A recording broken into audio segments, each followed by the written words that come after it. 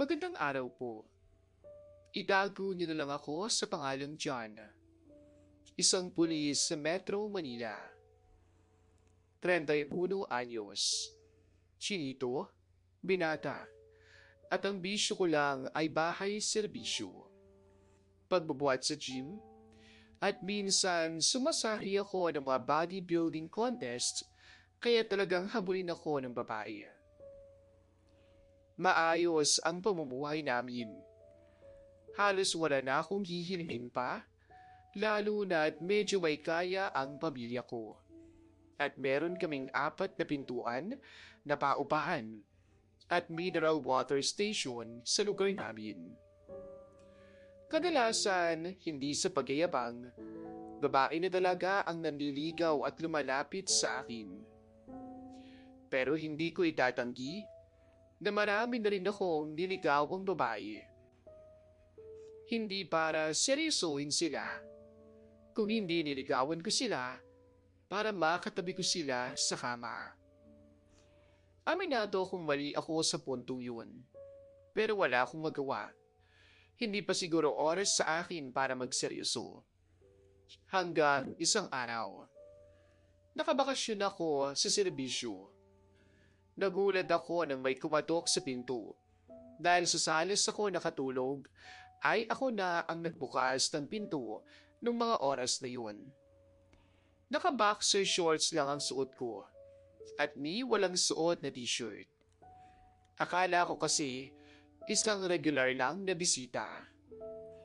Pagbukas ko ng pinto, isang babaeng buntis ang bumungad sa akin. Pero sobrang ganda niya. Mahaba ang buhok niya na medyo kulay brown. Maputi rin at makinis ang kutis. Talagang tinamaan ako agad sa kanya.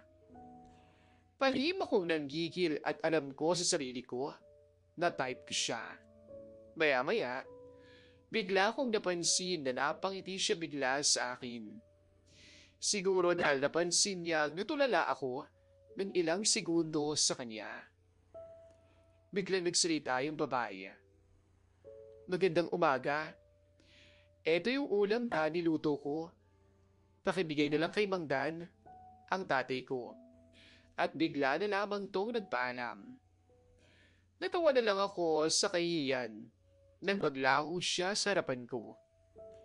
Paglapag ng ulam, ay diretso ako sa kwarto habang ang nasa isip pa rin ay yung magandang babae. Gusto kong diskartehan siya at magpakilala sa kanya. Pero problema, buntis nga lang. At syempre, mapit na may asawa. Pinaghalong pag-aalangan at excitement ang bumalot sa aking sarili sa isiping paano kung pumatol ako sa babaeng may asawa na at ang malala ay buntis pa to. Kadalasan kasi sa mga nabobola kong babae ay mga dalaga pa. Meron ding paminsan-minsan mga bayaran, pero doble ingat lang ako kapag ganun. Ilang araw ko rin pinag-isipan ang balak ko. Pero nagdadalawang isip pa rin ako. Hanggang pumasok na ako ulit sa trabaho ng araw na yun, at nakita ko yung kabarong pulis ko na pregi ngayon, ang asawa niyang nasa 4 months. Dahil tropa kami, ay nagawa ko siyang tanungin ng personal tungkol sa buhay may asawa niya. Pati na rin sa usaping kama. At nagulat ako sa sinabi niya na active pa rin silang mag-asawa tuwing gabi kahit 4 months nang pregnant ang misis niya. Hanggang 9 months pa nga daw yung iba. Pero siya daw, hanggang 7 months lang daw. Dahil natatakot din daw siya baka may mangyaring masama sa baby nila. Tapos, biglang bumulog siya sa akin na mas ganado daw ang mga babae pag-pregi. At kung natatakot daw ako, pwede namang daanin sa mahinahon at malambing na pakikitungo. Doon ako nagkaroon ng idea na parang gusto kong ituloy ang lahat ng nasa isip ko noong nakaraang linggo. Isang araw, day off ko. Bigla akong kinatok ng tatay ko sa kwarto. Tulungan ko raw yung bagong umuupa sa amin dahil naglit daw ang lababo nila. Medyo may konting alam ako sa pagkukumpuni ng may mga leak na pipe. Kaya dumiretso na ako sa paupaan namin. Normal sa akin ang naka-boxer lang at sandong puti pag nasa bahay lang. At kahit sa may lugar namin, dahil tiwala naman ako sa itsura ko. Hindi naman ako yung pulis na manakintian. Dumiretso ako sa bahay ng umuupa sa amin at kumatok. Pinagbuksan naman ako agad ng pinto. Hindi ko inaasahang bumungad na naman sa harapan ko yung type kong misis na nagdala ng ulam sa bahay noong nakaraang linggo. Pinatuloy niya agad ako at tumungo kami sa hugasan kung saan nag-leak yung lababo nila. Dahil professional naman ako, ay pinilit kong hindi gumawa ng kalokohan at tumulong lang talaga ang iniisip ko. Agad kong kinumpuni ang lababo hanggang biglang lumakas ang leak dahil nagkamali ako. Parang naligo tuloy ako sa maruming tubig na tumatagas. Halos mabasa yung buong sando kong puti at naging kulay itim sa dumi. Pero kahit ganun, pansin kong pumakat sa sando ko ang abs ko. Medyo naging sagabal na to sa akin, kaya't kahit ayokong tanggalin, ay tinanggal ko to. At doon ako nagulat. Dahil nanunood pala sa akin ang babaeng buntis. Medyo nahiya ako, pero tuloy ako sa pagkumpuni. At sabay salita siya sa akin na nahihiya daw siya, pero papalitan na lang daw niya yung sando ko na malabo nang maibalik sa dating kulay. Nagkausap kami at natanong ko kung bakit mag-isa lamang siya sa bahay nung araw na yun. Kwento niya na may kasama naman siya. Kapatid niyang babae, ang kaso ay nag-grocery kaya hindi ko naabutan. At yung mister niya, seaman daw at kakasal lang ng barko. Doon natigil ang simpleng kwentuhan namin. Nagpatuloy ulit ako sa pagkumpuni hanggang sa pinaabot ko sa kanya yung pandikit sa may lamesa para di na ako tumayo. Dahil hawak ko yung pipe at para masuportahan yun ay nagpatulong din ako sa kanya. Siya ang nagdikit habang hawak ko yung pipe na kumukonekta sa isa't isa. At habang ginagawa namin yun, ay halos magdikit na kaming dalawa. Hindi ko maiwasang hindi mapasulyap sa katawan niya. Lalo na nang bahagyang napuyo ko siya sa harapan ko. Nung mga oras na yun, ay pilit kong nilalabanan ng sarili ko dahil sa aking mga nasilayan. Pero pagtayo namin, ay di inaasahang nahalata niya na tinamaan ako sa kanya nung mapansin niya ang harapan ng boxer shorts ko. Napangiti naman siya, sabay sabing, "Mukhang nagalit yata. Sorry ah."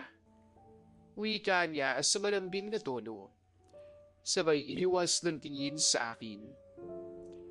Humingi ako ng paumanhin dahil sa isip-isip ko, pulis ako at nirerespeto pa yung tatay ko sa lugar namin. Tapos baka nasabihang bastos pa ako o masyado akong mahilig. Agad niyang tinanggap ang paumanhin ko.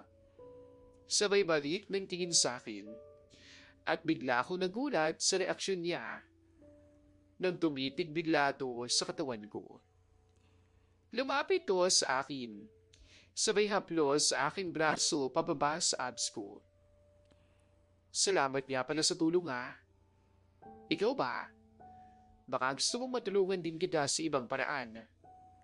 Nangaakit na boses niya na unti-unti nang lumuhod sa harap ko kasabay ng pagbaba ng boxer ko. Napakagatlabi na lang siya ng mga oras na yun. Sabay balik ng tingin sa akin, tsaka siya ngumiti. Hindi na ako nakasagot pa, dahil alam kong sa puntong yun, ay handa na akong sumugal sa isang babaeng kasal na. Napangiti na lang din ako sa kanya. Kahit medyo malakas ang tibok ng puso ko, ay napapikit na lang ako nang tuluyang suklian niya ang tulong na binigay ko sa pag-aayos ng lababo niya kanina. Doon ko na napagtanto na mas mahusay talaga ang mga babae na may mga asawa na pagdating sa usaping ganun. Maya-maya, hinayaan niya akong mag-shorts at agad siyang kumuha ng t-shirt para mapalitan daw yung sando ko na nabasa. Pareho kaming nagkangitian at akala ko yun na ang huli.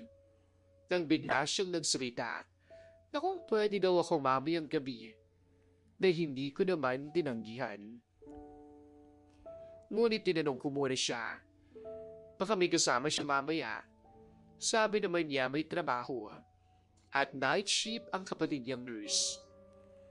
Nagpalitan kami ng number ng cellphone para itetext daw niya ako pag umalis na yung kapatid niya. Umuwi na ako sa bahay, tsaka niligo at nagpahinga. Dahil mukhang matutupad na nga, ang matagal kong ninanais ng ilang linggo. Kinahaponan, nag-gym pa ako. Kahit medyo hirap ako dahil sa pagod. Pag nauwi, nagpahinga at naghintay ako ng text hanggang 9 p.m. nang biglang tumunog ang cellphone ko. Hi, text niya na mukhang nakikipagkilala at nilalandi muna ako. Sinakyan ko naman. Ilang saglit pa siguro, 9:30 ng gabi, ay bigla siyang nag-text ulit. Punta ka na rito sa bahay. Dali-dali akong nagpunta. Pagkakatok ko, ay agad bumukas ang pinto at agad niya akong pinatuloy sa bahay nila. Sabay nagtungo kami sa kwarto niya. Nung sandaling yon, nakapantulog siya ang nightist na itim na pangpregi. Ako naman ay walang hiya-hiya na itinilapon agad ang lahat-lahat ng suot ko sa silid sa sobrang excited.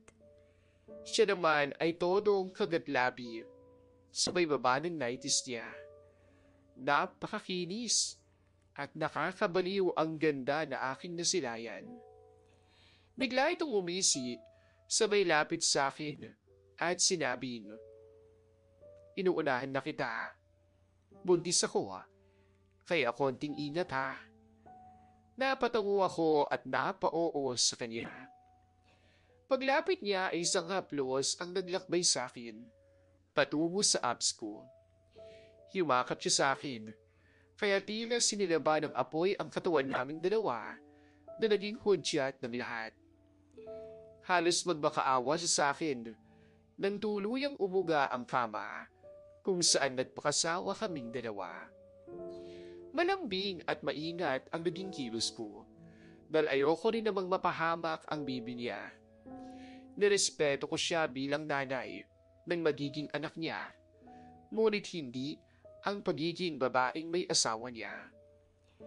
Kakaiba ang epekto sa akin ng maisip na ang babaeng kasama ko sa alapaap noon ay may asawa na at natoong buntis pa. Yun ang nagpabaliw sa aking damdamin bilang lalaki. Sinulit ko ang gabing yun na alam kong pati siya ay di rin makatanggi kahit ilang beses pa kaming magtampisaw sa tinatawag nilang bawan. Buong gabi kaming naglaro ng apoy. Makailang beses kaming nakatulog sa pagod. At sa aming pagkising ay isang mapang-akit na ngiti ang aking nabungaran sa maganda niyang mukha. Hanggang sa tuluyan ulit kaming nakatulog. 6 a.m. nang tumunog ang alarm niya at ginising niya ako dahil parating na raw ang kapatid niya galing ospital mula sa night shift. Nag-ayos ako kaagad at umuwi na sa bahay. Makalipas ang 2 araw, nag-text siya sa akin ng hapon mula sa text na ganito. "Namiss na kita. Game ka ba now?" Agad ko siyang nireplyan ng, "Oo ba?" Mga 9 p.m. nang i-text niya ako. Sakto, palapit pa lang ako sa may lugar namin, galing istasyon, kaya naka-uniforme pa ako ng pulis. Imbis sa bahay ko ay sa bahay niya ako dumiretso ng patago dahil madilim naman na at wala namang makakakita sa akin. Pinarada ko yung motor ko sa tropa kong kapitbahay at maingat akong tumungo sa bahay ni Clara. Hindi niya tunay na pangalan. Pagbukas niya sa akin ng binto, nagulat siya na may pulis sa harapan niya. Doon pa lang niya nalaman na pulis pala ako. Doon ko rin nalaman ng gabi niyon na noon pa raw ay pangarap daw niyang pagsawaan siya ng isang pulis na katulad ko. Simula noon, minsan ay naka-uniforme ako ng pulis na pantaas lang habang abala kami sa kama. Natigil lang ang patagong relasyon namin ni Clara nang makaipon sila ng asawa niya at lumipat sila sa isang subdivision na medyo may kalayuan na sa amin. Pero bago siya umalis, ay nagkita muna kami sa isang hotel at doon kami inabot ng madaling araw. Nag-usap na kami na yun na ang huli at bilang paalam na rin.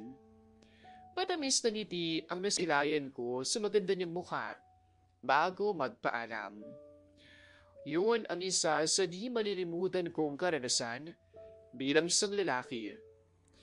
Hindi ko alam kung dapat ba akong husgahan o siya lang na pumatol sa akin kahit may asawa na. Hanggang dito na lamang po ang ating storya at maraming salamat sa pakikinig.